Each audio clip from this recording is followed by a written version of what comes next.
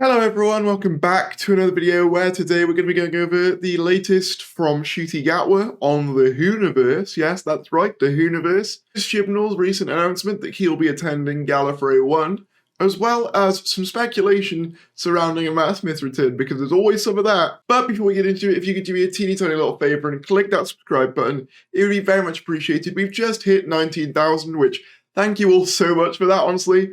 Next stop is 20,000, which is like the big number, so any support would be greatly appreciated on that front.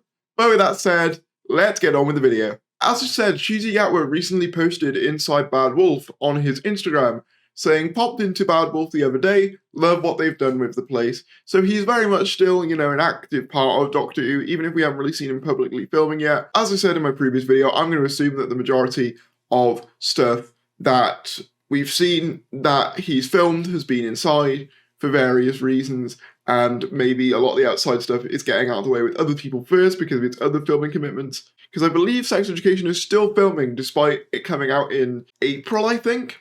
But anyway, you can see here Ncuti Gatwa posing outside this beautiful mural, and the mural obviously says the home of the Whoniverse. Now, what's interesting about this, if you remember ages ago, I covered the fact that Bad Wolf had basically created a company called Whoniverse Limited. I'll see if I can find a clip of that video now.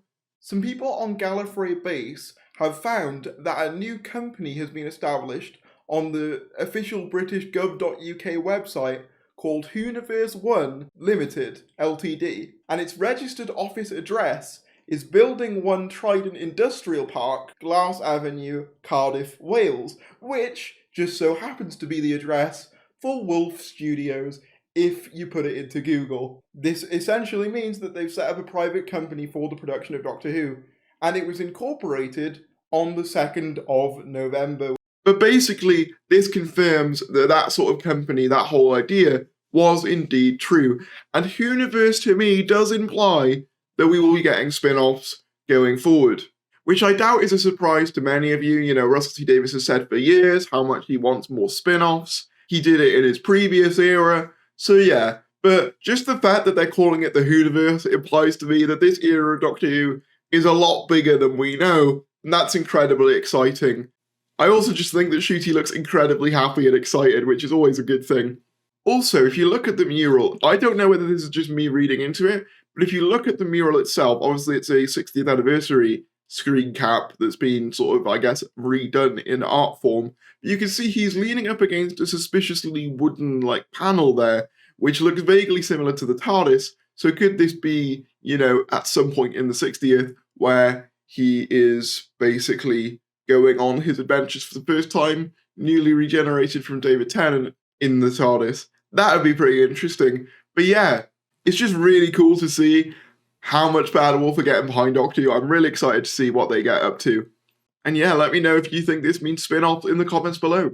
Next up, we had the announcement that Chris Chibnall will be attending Gallifrey 1, which is the big Doctor Who convention in, I think, LA. But this is significant because it's our first time having a public kind of interviewee type appearance of Chris Chibnall since his era concluded.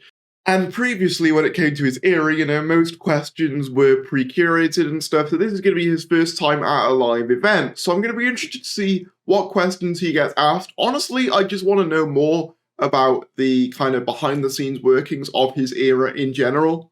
I want the writer's tale for Chris Chibnall, or the interviews that Moffat did for Chris Chibnall. And this might give us a bit more insight. As some people have said, though, people are worried about, the way he could be treated at Gallifrey 1. Obviously, this is an ongoing problem with showrunners when they go to live events. Stephen Moffat was famously booed at certain events. And I do think, whilst I'm interested to see what he says in regards to certain questions that he'll be asked, I do think everyone should be respectful on that front. Because at the end of the day, even if you don't like his run, he's still just a guy, ultimately. But I'll be interested to see what comes out of it and what he says. And yeah, I'm just generally interested to see more of the behind-the-scenes stuff about this era. And then finally, to round off this mini news update, Matt Smith was spotted at the Critics' Choice Awards sporting a very familiar haircut, and this has inevitably led to speculation surrounding Matt Smith's return to Doctor Who, either in the 60th, although I think that's long since filmed by now, so probably more likely just the future in general.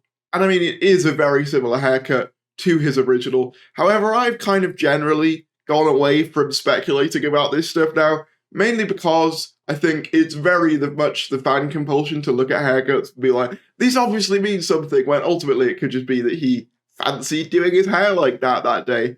But of course I would love to see him back.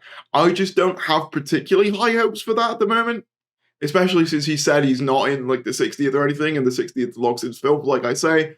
But, you know, we'll have to wait and see. But let me know in the comments below what you think about all this stuff. If you did enjoy this video, be sure to give it a like, comment down below your thoughts, and subscribe if you're new. Thank you for watching, and I will see you later.